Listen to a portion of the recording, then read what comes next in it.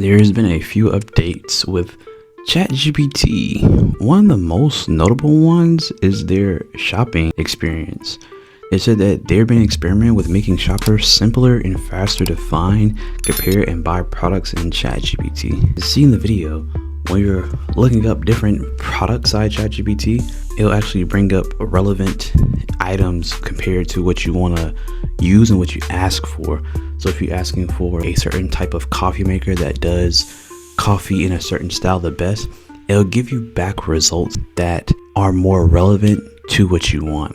They also explicitly said that these are not ads and that these are, well, more fitting for what you're asking for than it is trying to show you an ad. But let's be honest, we can all see this going down the advertisement route, where they may have a best fit based off description, and maybe the top one is an ad, or the top 2 or 3 are the ads, and the 4 or 5 are really the best fit based off description. They said product results are chosen independently and are not ads. They said these shopping improvements are starting to roll out to Plus, Pro, and Free, and logged out users everywhere in ChatGPT is available. It will take a few days to complete, so maybe by next weekend it may be everywhere, because at this point in time I'm not necessarily seeing the features. But not only that, they say you can now search in WhatsApp. So you can now send a WhatsApp message to 1-800-ChatGPT. That's 1-800-242-8478 to get up-to-date answers to live sports scores and just anything. So I guess that's for people who may not want to download ChatGPT on your phone and you rather text it like it's a friend. I'm not really sure why you would want it in WhatsApp versus ChatGPT store.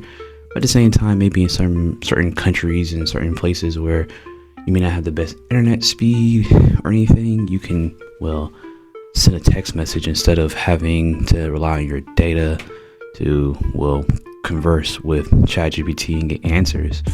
As well as people who are in countries where ChatGPT may be banned, you can still text ChatGPT.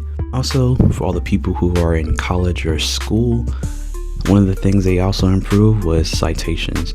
So ChatGPT can now include multiple citations for a given response, allowing you to learn more and verify information across more sources. We also added a new highlight UI to more clearly show which part of the answer the citation is in reference. So this helps out if you're in school, and let's be honest, if you haven't ChatGPT write your essay, you can now have it write your essay with citations, and you can actually fact check it better because at least what information is correct, or at least what it's drawing from, right? So if you know where it's coming from, you can look at the source, verify the source information, and then you can go back to the paper to see if it's actually speaking correctly. Also, they have trending searches.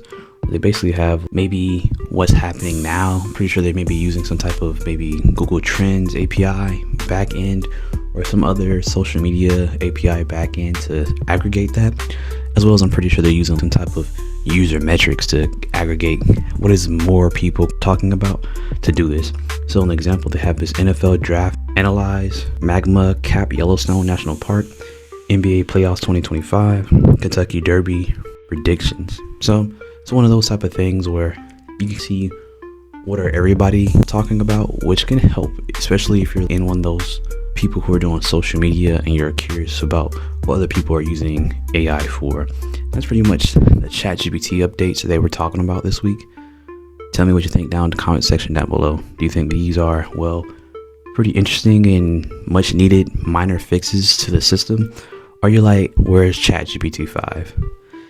Regardless, if you want to keep up the latest and greatest AI news, you should definitely like and subscribe. With that being said, your boy Dexter out.